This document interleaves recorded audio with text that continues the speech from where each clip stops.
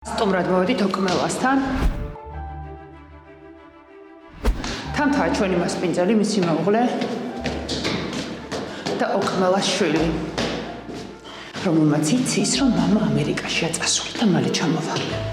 გამარჯობა. ჯერ ახალი წელია ისე. როგორ ხარ? კარგად ხარ? მე აქ დავждები თამთა და შენ აქ დაჯექი. რაიმე როგორ გავს მამამის. ეხლა უკეთესად დაგინახე. ნუ, კარგი, არ ვაქცევთ ყურადღებას.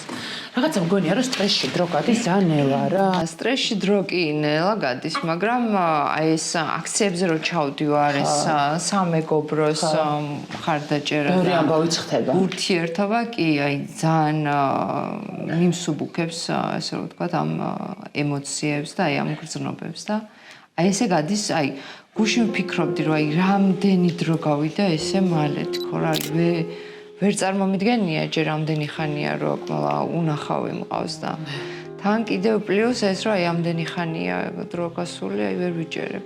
აი გახსოვს ერთი პერიოდი, როდესაც ყველაფერი გაჩერდა თითქოს და რაღაცა არც აქტივობა არ იყო, რაღაცა პროცესები შენელდა. მაგ დროს ცოტა არ შეგეშინდა, რომ თუ პოლიტიკური პროცესები რაღაცა უფრო აქტიური არ გახდებოდა. არა, სხვათა შორის არ შევშინები, არა. არა, იმიტომ რომ ბრძოლას ყოველთვის აქვს აზრი და აი ამ 9 თვემდე მოყოლებული არასდროს არ გავჩერებულ ვარ ისე რომ აი არ შემეძლოს რაიმის გაკეთება და აი საბრძოლველად ყოველთვის მზადა ვარ. მას ძალიან გაუჭირდა. პირველი 2 თვე ძალიან ცუდად იყო. რა გაუჭირდა?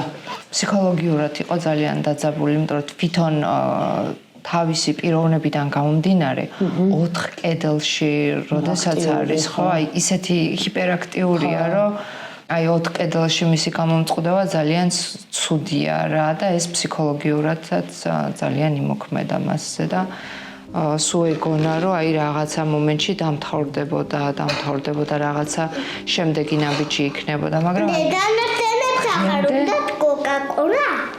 არა დე. არა. შენ მოგიტანეს დე. უსაყვარლესი ხარ შენ. შენ რაღაც ერთმებით და როდის დაიწყო შეჩვევა ამ პროცესებთან თვითონაკვლევამ? შეჩვევა უკვე აი სექტემბრის თვიდან დაიწყო. რა იყო გარდამტეხი შენი აზრით? თვითონ თავისივე რეაქციები, თავისივე საუბარი, თავისივე ემოციები, ცოტა შეეგუა ამ ნაწილს, რომ იქ უნდა ყოფილიყო. მაინც აი ეს პროცესები როცა მიმდინარეობს, აი ყოველ სასამართლოზე არის წამება რა სრული, რომ ანუ რას იტყვიან, რა განაჩენს გამოიტანენ, როგორ წავა ეს პროცესები, აი ძალიან რთულია. ჩემთვის ჯერ და მე აი თავისთვის წარმომიდგენია როგორი სტრესული არის ეს რა. თან ეხა უკვე დეტალური აღწერა ხო გვაქვს რა გზას გადიან, რომ შედიან იქ მოლოდინი, მე უკვე როგორ მიდიან და ამ გზების გავლა. მე მიდი. დალია. ეს აი რაღაცა ხო თითქოს რუტინულია ეს გზაც, მაგრამ რაღაცნაირად ის არის რა, მაინც რა რთულია მე მგონი რა. კი, რა თქმა უნდა რთულია. ეხა ჩვენ გარეთ ვართ, ანუ რაღაცნაირად ბავშვით მაინც იმოშვები, რა ქვია, გადამაქვს ეს ყველაფერი და მასთან არაფერი არ არის. ანუ ბავშვიც ამდენი ხანია რო არ უნახია, ამაზე ძალიან დარდობს და ძალიან განიცდის. ნერვიულობს. 4 წლის შესრულდა აგვისტოში ნიკოლა, რომ აი ვერც დაბადების დღეზე ვერ იყო და აი ის ნაწილი, როდესაც აი გარდამტეხი არის თვითონ ბავშვისთვის, ლაპარაკიც მაშინ გამართა და აი ამ დროს ანუ გაზრდილი კაცი დახვდება. გაზრდილი დახვდება და ძალიან ბევრ რაღაცას ხვდება და ბევრ რაღაცას განიცდის ბავშვიც. ძალიან ენატრება მამა რა. ბუნებრივია. ძალიან ენატრება. იმიტომ ურთიერთობებიც როგორც ჩანს მჭიდრო ქონდათ ხო? კი, ძალიან. სულ გადაღებაზე რო იყო ყველა წასული ხოლმე, აი ღამე რომ მოვიდოდა და ამას ეძინა, დილით მაინც ხვდებოდა რა. და მოხვედი დილით. ხოლო ეხლა რო არ ხვდება, დე მამა მომენატრა მეუბნება. გუშინ მეუბნება რომ დედა და მამა მინდა. ერთად უნდა დედა და მამა. ძალიან რაგუნებრივი სურვილია ბავშვის მხრიდან. ხო, რა თქმა უნდა. ანუ თამაშიც რაღაცნაირად ისეთი აქვთ, რომ აი ჭიდაობენ და ხო, ვერ ჩაანაცვლებ. ძალიანაც რო გინდოდეს ვერ ჩაანაცვლებ. მე ფიზიკურად ვერ, აი გამო ვერ გავუძლებ, ვერ ვუძლებ. როგორ უყურებ ამ პროცესს? ამ პროცესს სრულიად ობიექტურად უყურებ, რაც არის იმის შესაბამისად. ანუ რეალურად გაქახმული რომ შემდეგ უკვე გადავა უფრო დიდ სივრცეში და არ იქნება იმ 4 კედელში. ეს ძალიან დიდი სტრესი, რომ იმ პატარა ოთახში არის და მე როცა უკვე ის გვიხარია რომ მე როიდან სხვაგან გადავა. კი, რა თქმა უნდა. ალბათ ეზოში მაინც გავა, შუქს მაინც დაინახავს, შორს მაინც გაიხედება და ეხა იქ ფანჯარა არა გაქვს მეთქი რო ვკითხე. კი არისო ფანჯარაო, მაგრამ გისოსებიო ისევ ერთმანეთზე არისო გადადებულიო, რომ ფიზიკურად შორს ვერ გაიხედებიო და ძალიან მენატრება შორს გახედვაო რა. აი რა დეტალები ხდება მნიშვნელოვანი მე ამ ადამიანებისთვის, რომლებიც აი რაღაც მოულოდნელ განსაცდელში ვარდებიან, აი დაუგეგმავში რა. რომ არ დაგიგებნოს ცხოვრებაში რა. კი და ის რო გაქვს რომ ელემენტარულად შორს ვერ იხედები. და ელემენტარულად ჩახუტება მენატრებაო, აი ადამიანს რო ჩავეხუტო მენატრებაო რა. აი ეგეც არა აქვს რა. არაფერი ადამიანური გარემო არა აქვს. ხო. და თან არაფრის გამოთრე. აი პირობითად ადამიანები რომლებიც რაღაც კრიმინალურ გზას ირჩევენ, რაღაც დანაშაულს მიდან მიმართულად ჩადიან, რაღაცად მიდიან მაგას და უბრალოდ რომ ვიღაცის დაცვის ინსტინქტით იმ წუთას რაღაცნაირად ხამძღვანელობ, იმიტომ რომ შენ ქვეყნის მომავალს იცავ და შენ სამშობლოს იცავ, ანუ ძალიან უსამართლოა რა. კი, აი უსამართლობასთან ბრძოლა ყველაზე რთულია, როდესაც სრულიად მართალი ხარ. ხო, ზუსტად. და ეგ გაბრაზებს რა. თან სამართალი ჩვენთან არ არსებობს. გინდა ტყვანი იყავი, გინდა ცამდე მართალი, აზრი არა აქვს ერთნაირი. უბრალოდ რა ნომერი ხარ რა. ხო. იმის მიხედვით დგება განაჩენი. ეს მინდა ეს სამწერო? კიდე. ეს მინდა? რატო? ნაუც. მასე მიყვარხარ. ой, მე შენ ხარ ძალიან საყვარელი.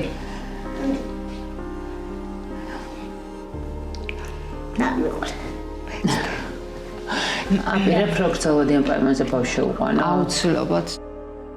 მაგ დროს მოკლედ მოხდება ეს ამათი შეხვედრა და კიდევ ცოტა მერთხულება როგორ გადავცე ეს ბავშვს. ბავშვს ზრდი იმის გარჩევით რა არის ცუდი და რა არის კარგი, ხო? ცუდს ვეუბნები რომ აი პატრული იჭერს, პატრული კარგია, თუ რამე დახმარება დაგჭირდება პატრულს უნდა მიმართო, ანუ პატრული იქნება შენი დამხმარე და ეხა პირიქით. ხო, როგორ ნაუქს? ეხა ვუხსნი რომ აი რანაირად უთხრა რომ აი ეს პატრული კარგებსაც იჭერს. და ანუ აი ამ ცუდსა და კარგს შორის გარჩევა ცოტა გამიჭირდება და რაღაცნაირად უნდა მოვემზადო ეგეც რომ აუხსნა და მივაწოდო ბავშვს, იმიტომ რომ დარწმუნებული ვარ ეს გარკვეული ტრამვა არის მისთვის რა. ანუ პატარა იმდენად არ არის, რომ რაღაცებს ვერ ხვდება. თან პატარა. ხო, თან პატარა. და თან არ არის, ხო, მესმის ზუსტად რასაც ამბობ. ეხლა თქვენი კომუნიკაცია, ანუ დაწყებიდან, დაკავებიდან დღემდე თემები, რაღაც შინაარსი ზარის იცვლება, ხო? ალბათ რა, ეხლა სათხართ, ანუ ახლა რა არის თქვენი მთავარი თემა, იმის გარდა რომ შვილი როგორ არის რა?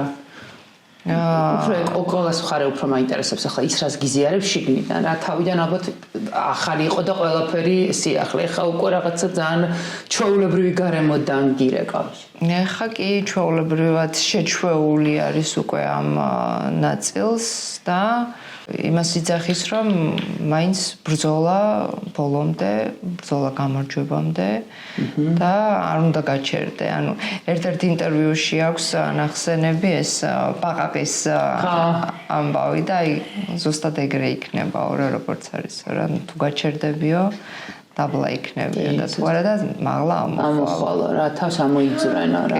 შიგნიდან მისთვის როგორ ჩანს გარე პროცესები?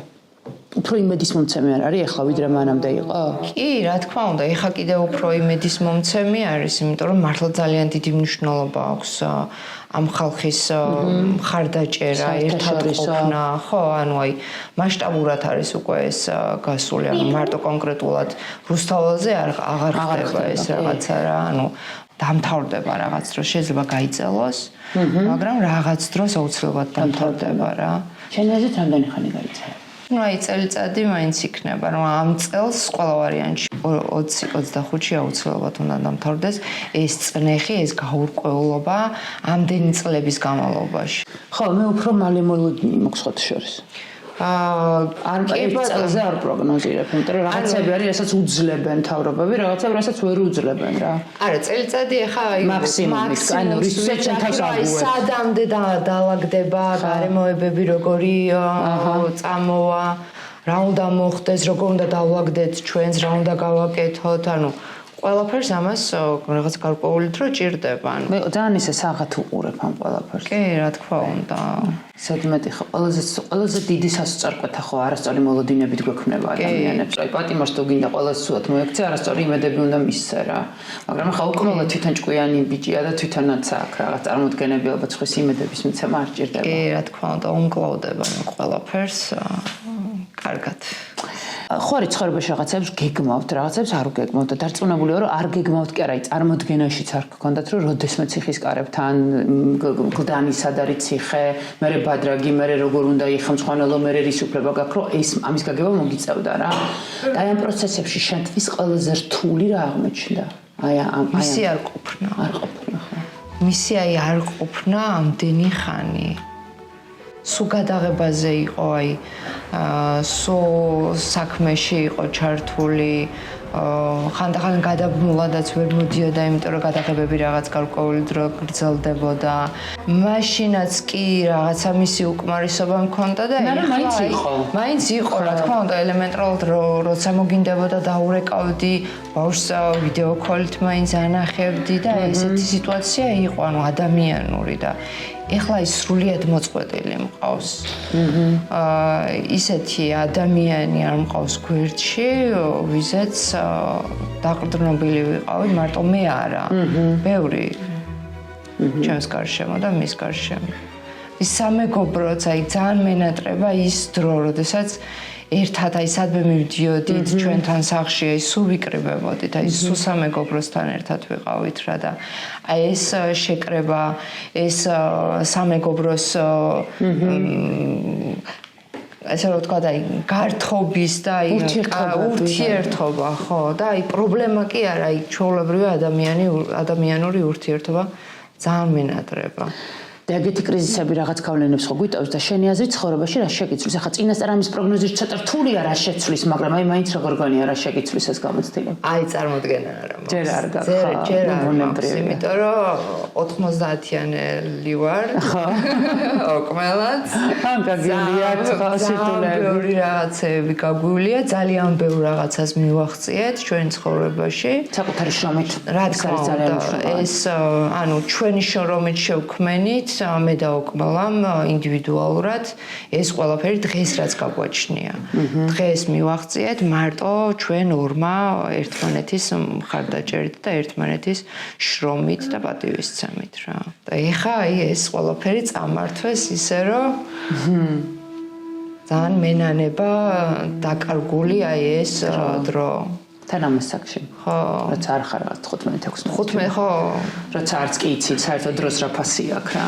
ახლა როცა დრო ძალიან ძვირად ფასობს, ძალიან სხვანაირად უყურებ რა. კი.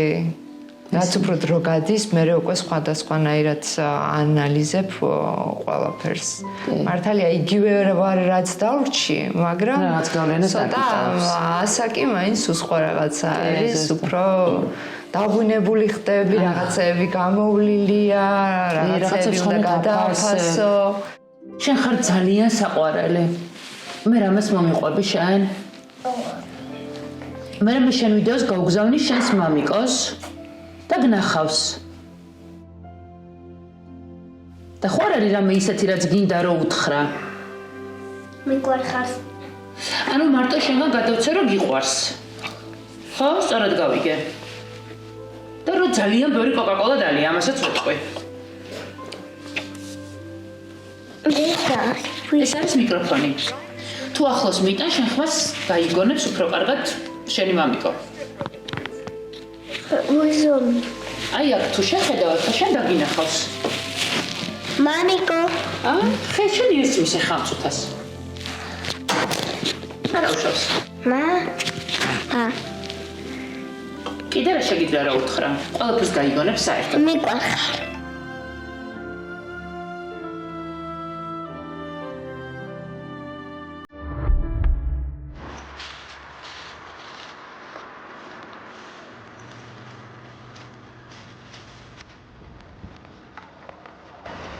რა ის მონაკა წელი გამოგზავნეთ და მე ფუძარაზე ძალიან ვჭუყოთ, იმიტომ რომ იმ წერილმა ძალიან კარგად გამანახა, რომ მისი ემოციური მდგომარეობა არის ძალიან მყარი და ძალიან ძლიერი. იცი, ჩვენ ერთი გადაცემა გავაკეთეთ უკვე მათზე, მაგრამ მათ იმსახურებს, რომ ოჯახის წევრებმაც ისაუბრონ მასზე და ამიტომ ძალიან დიდი მადლობა, რომ დავთანხმდი. თუმცა რომ არაჩვეულებრივი მეგობრები ყავს, საოცარი ბიჭები. ოჯახის წევრები უკეთესად იცნობენ და ამიტომ მინდა რომ უფრო მეტი მომიყვა მათზე.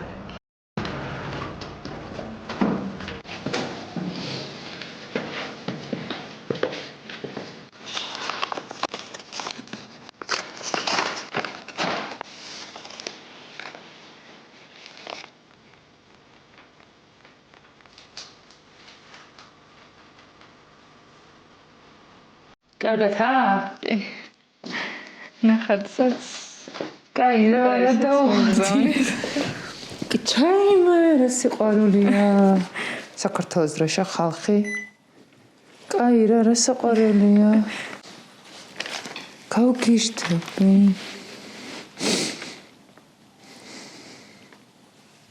მომიყევი რა მათაზე რა. პატარაობიდანვე იყო ძალიან მშვიდი, ჭკვიანი და სხვათა შორის ძალიან ნიჭიერი ბავშვი, რასაც გამოარჩევდნენ ხოლმე ყოველთვის სკოლაში. სამაგალითო ბავშვი იყო და დღესაც ესე უცვლი და ესე მიმაჩნია, რომ სამაგალითო შვილია. იქიდან გამომდინარე, რომ რაც ხდება ჩვენს ქვეყანაში, ჯერ ერთი რო დგას ისტორიის სწორ მხარეს და მათ ეს ქმედება ეს რაც იყო, არის პირდაპირ მნიშვნელობით თავგანწირვა. კი, ნამდვილად. ასე მიმაჩნია და მიხარია, რომ ესეთი შემართებითაც არის, მაგრამ თან ძალიან გული მწყდება, რომ ესეთი მდგომარეობა და ესეთ პირობებში უწევს ყოფნა და ან ესეთი პატარა ბავშვებს არ უნდა იმართებოდეთ მსგავსი ეს რაღაცა. ანუ გულწრფელი პროტესტისთვის არ შეიძლება ციხეში მიდიოდე, მაშინ როდესაც ხარ პატრიოტის, პატიოსანი, წესიერი, კანონმორჩილი, როცა ყველაფერი გაქვს, რაც უნდა გქონდეს კარგ მოქალაქეს, არ შეიძლება რომ ქვეყნის სიყვარულისთვის ისჯებოდე. მისი გეგმები რა იყო, აი რას გიზიარებდა და ცხოვრებაში რას გეგმავდა? ბოლო პერიოდში განსაკუთრებით დაინტერესდა მუსიკით. ეს გიტარა მენატრებაო ხო თქვა. პატარაობიდანვე შეხება ჰქონდა, ხალხურ ქართულ საკრავებზე დავდიოდით და ვფიქრობ, რომ იქიდან წამოვიდა თვითონ მუსიკის და ზოგადად ხელოვნებისადმი სიყვარული. და რო წამოიზარდა, მეგობრებს ჰქონდათ ბენდი, უკრავდნენ ხოლმე ერთად და ესეც დაინტერესდა და მოუნდა, რომ იმათთან ერთად ყოფილიყო. გიტარაზე დაკვრა არ იცოდა, ასწავლეს თვითონ მეგობრებმა და ის თავისი ნიჭი ალბათ თვითონვე განავითარა, იმიტომ რომ ზოგადად როგორ იყო, იცით, ორივე კი დავდიოდით მუსიკაზე, მაგრამ მათე რაღაც უფრო სხვანაირად იგებდა, უფრო სხვანაირად აწყობდა ყველაფერს, ფანდური იყო, სალამური თუ რა, ანუ ნიჭით იყო, ნიჭით არის პატარაობიდანვე დაჯილდოვებული და ვფიქრობ, რომ ეს სიყვარულიც გიტარისადმი და ზოგადად მუსიკისადმი მოდის აქედანაც და უნდა ეხლა რომ მუსიკები და რაღაცები ჩაწეროს რო გამოვამ. სასამართლო პროცესზე რო ვნახე, ძალიან თავდაჭერილი, ძალიან სიტყვა ძუნწი, კარგი გაგებით, რა დინჯი ბიჭია.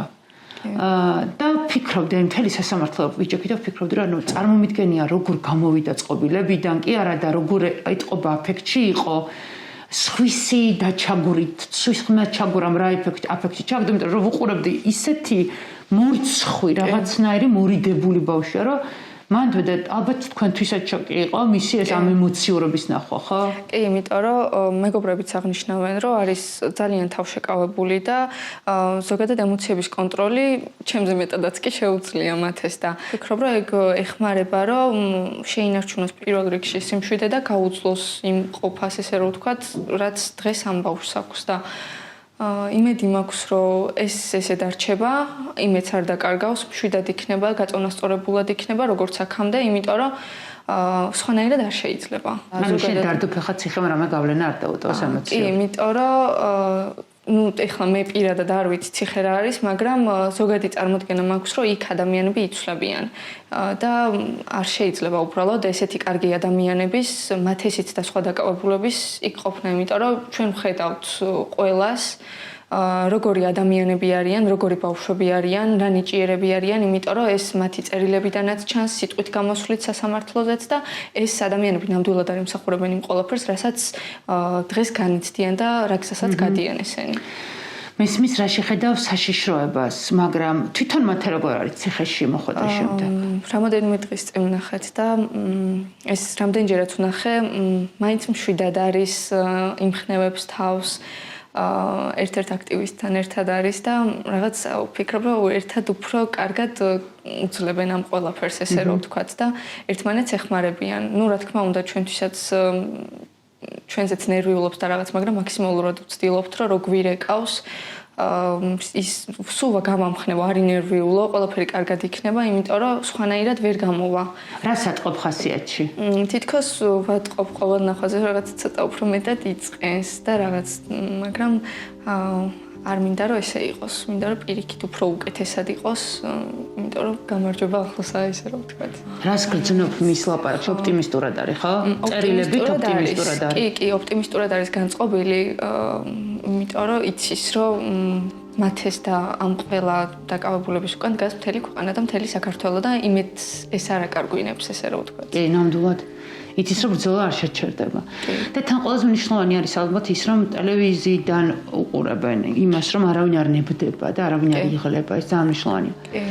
როგორი აღმოჩნდა ეს ამბავი ემიგრანტი დედისთვის, რომელიც არის მისი შვილისგან შორს? ეს ერთი პრობლემა და მეორე რომ ახლა კიდე ეს გამწვავდა ეს შორი. თავიდან სხვათა შორის დედას ელაპარაკებოდა, მათის დაკავება რო დაიწყო და რაღაც უცნაურად გაუთიშია ტელეფონი და დამირეკა დედამ, რომ დაურეკევ რა ხდება, ეხა ვურეკავა და აღარ მპასუხობსო. და ვიეჭვე, მაგრამ მეთქი არ შანსი არ არის, იქნებ ტელეფონი დაუჭდა, რაღაც იმედი მქონდა მაინც და დაახლოებით 20 წუთი იყო გასული დედასთან ლაპარაკის მერე რო გავუთიშე მე და დავიწყე სიახლეების ნახვა. დილით 9 საათი ხდებოდა დაახლოებით, რომ შემთხვევით ერთ-ერთ ჯგუფში ვნახე, რომ დაკავებულების სახელებს და გვარებს წერდნენ და იქ წავიკითხე, რომ დაუკავებიათ ჩემი ძმა. სრული შოკი მქონდა, იმ დღეს მდგომარეობიდან ვერ გამოვედი, იმ დღეს კი არ გახანი. დიდი ხანი ნამდვილად გონზე ვერ მოვდიოდი და ადვოკატებთან დარეკილი ჰქონდათ შესაბამისად და გავარკვეთ, რომ ადმინისტრაციული მუხლით იყო დაკავებული. დედას უმალავდი თავიდან, მინდოდა გამიგო ელემენტარული სად იყო და როგორ იყო, იმიტომ რომ მათ ეს დაკავებიდან დაახლოებით 3 საათი არ ვიცოდით ადგილმდებარეობა და ფიზიკურად როგორ იყო. არ ვეუბნებოდი, თან დედა მუშაობს საზღვარგარეთ და მეგონა რომ ტელეფონთან ისე ხშირად ვერ იქნებოდა და ვერ გააკონტროლებდა სოციალურ ქსელებს, მაგრამ დაკავების კადრები გავრცელდა და Facebook-იდან გაიგო დედამაც მათეს დაკავების შესახებ და რო დამირეკა, ანუ არ ვიცი, სიტყვებით ვერ ავწერ უბრალოდ კი, იმიტომ რომ მუშაობა შეძლო და წავიდა სახლში. მეორე დღესაც როგორც ვიცი, რომ მითხრა, ანუ ვერ იმუშავა, იმიტომ რომ ზოგადად ნუ ყველა დედა არის შვილისადმი ემოციური, მაგრამ დედაჩემი არის განსაკუთრებით ემოციური ზოგადად ყველა საკითხის მიმართ და ეს იყო დიდი დარტყმა მთლიანად ოჯახისთვის და განსაკუთრებით დედასთვის, იმიტომ რომ დღესაც კი, ნუ მე მაქვს საშუალება რომ მივიდე და ვნახო, მაგრამ დედას ეგ არ შეუძლია. ვიდეო კოლითაც როგორც ვიცი არ აქვს შესაძლებლობა რომ დაურეკოს და ეგ არის ყველაზე რთული. რო რეკავს ხოლმე, თუ მაქვს საშუალება ბებიასთან ან დეიდასთან ერთად თუ ვარ ხოლმე, ესე ვურეკავ დედას, რომ ეს მათეს რომ მეველაპარაკები, იმათი ტელეფონიდან მესენჯერის სახით საშუალებით დაელაპარაკონ ხოლმე ერთმანეთს. დედას ამ გზით ალაპარაკე? კი. და მათი პირველი შეხვედრა ეს შორი დისტანციით როგორი იყო? დედისთვის ემოციური. ხო, მაგრამ მათესთან არ შეიმჩნია, უთხრა რომ არ ინერვიულოს, კარგად იყოს და თავს მიხედოს როგორც შეუძლია, იმიტომ რომ ყველაფერს გავაკეთებთ მათეს გამოსაყვანად. მათე როგორი იყო? სხვათა შორის მათ ზოგადად რო რეკავს ხოლმე, აგვსანი ამ 7 ხმა არ შემიტყვია სატელეფონო საუბრის დროს რო იყოს ანაღელვებული ან რამე ისეთი. ნუ იქ რომ მივდივარ, იქ ვატყობ რა ცოტა მოწყენილი. რო ხედავთ იმიტომ და რო ვერ განაშორს თან იქ ხარ, თან იქ არ ხარ, თან ის უკან უნდა შებრუნდეს. შენ უნდა წამოხვიდე სახლში, ოჯახი და ეს ამძიმეა ეს რეალობა ოჯახის წევრებისთვის. თან განსაკუთრებით არსებობენ ადამიანები, რომლებიც ისე ცხოვრებას გეგმავენ, რომ მათთვის უცხო არ არის ციხე. იმიტომ ესე ცხოვრება აქვს დაგეგმილი და ამისთვის გაუაზრებლად თუ გააზრებულად მზად არიან, მაგრამ ეს ბავშვები, ამ ბავშვებს ეს არასოდეს წარმოედგინათ, რომ შეიძლება გისასებს მიღმა აღმოჩენილიყვნენ და ალბათ მათთვის ეს არის შოკი, ემოციური შოკი რა. იმიტომ რომ ერთია, როდესაც შენ თავს წირავ შენი ქვეყნისთვის, მაგრამ მეორეა, როდესაც რაღაცას დაუმსახურებლად იღებ რა. კი. იმისთვის რომ იბრძვიან ქვეყნის კეთილდღეობისთვის ეს ნამდვილად არ უნდა რუსეთში ცხოვრება რა, დამთავრდა. არ უნდა რუსეთში ცხოვრება ამ თაობას რა და ვის უნდა რუსეთში ცხოვრება? მცირე გამონაკლისის გარდა. დღეს როგორ არის დედის მდგომარეობა? ამ ეტაპზე ვცდილობთ რომ ვიყოთ მხნედ, იმიტომ რომ პირველ რიგში ეს მათ ესჭირდება. ძალიან ნერვიულობს. ვატყობ რომ რაღაც მომენტებში შეიძლება სულ მცირე რაღაც ამაც გააღიზიანოს და რაღაც ნუ ეს ნორმალურია ეხლა ამ დროს და ვცდილობ ხოლმე რომ რაღაცნაირად მშვიდად რაღაც შემხრებზე გადადის ბევრი რამე არა? შეიძლება იმიტომ რომ შუაში კომუნიკაცია ხარ ეხლა ნუ ყველაფერს ხარ მოუყვებით, მაგრამ ბევრ შორის კომუნიკაცია ხარ რა და ბევრი დალაგებები გიწევს. პატარა ხარ იმისთვის, რასაც შენ ალაგებ. მართლა ოღონდ მე ხა ვუყურე და იქ რაღაცა უფრო მეტი ვიცი მიდრა მაყურებელმა და აი ყველაფრის დალაგება მაინც შენ გიწევს რა. ხო, მაგრამ დედა რო არ ყოფილიყო და ყველა ის ადამიანი, ვინც ამ ყველაფერში მეხმარება, ვფიქრობ, რომ მე ვერ შევწრებდი ამას. რა თქმა უნდა, აუცილებლად. და მადლობა қყველას ამისთვის ნამდვილად. აუცილებლად. დადი ხარ აქციებზე, აკრძალებ? ვცდილობ რომ მოვახერხო, ხშირად ვიყო და შესაბამისად ვარ ხოლმე. გავიმარჯვებთ სახელოვნად. კი. მათ ეს სიტყვები იყო სხვათა შორის დედას ელაპარაკებოდა და უთქვამს რომ გავიმარჯვებთ სახელოვნად და იმ მომენტში დაუკავებიათ ზუსტად. კაი რა. კი. მე წერილში მომწერა სხვათა შორის და იქაც რო ვიყავი, იქაც მითხრა რომ ესე ვუთხარიო და არ გამომივიდაო, მაგრამ ვფიქრობ რომ ეს არ გამომივიდა არ არის ბოლოს გამოვა. დღესაც გავიდოდა რუსთაველზე აქციაზე, დღესაც გააგრძელებდა ბრძოლა? ალბათ გავიდოდა, იმიტომ რომ მეც დამოკიდებულება ვიცი, ეს მაისის აქციებზეც იყო, თქვენ ცეცით ამ თელოვიდან ჩამოდიოდა, მეგობრებთან რჩებოდა იმ პერიოდში და ალბათ გააგრძელებდა ბრძოლას. ეს დარწმუნებული ვარ, ხო, ბიჭი რომელიც თელოვიდან დადიოდა აქციებზე. ერთ-ერთი მიზეზი ალბათ ეგ არის, რატომაც არ უშვებენ ამ ხალხს მაქედან, რომ ის მუხტი, რაც ამ ადამიანებისგან მოდის, ყველას არ აქვს. და მაგის ეშინიათ ესე რა ვთქვათ ალბათ. კი, დარწმუნებული ვარ, გეთანხმები. თავისუფლება ყველა პატიმარს. ნამდვილად თავისუფლება.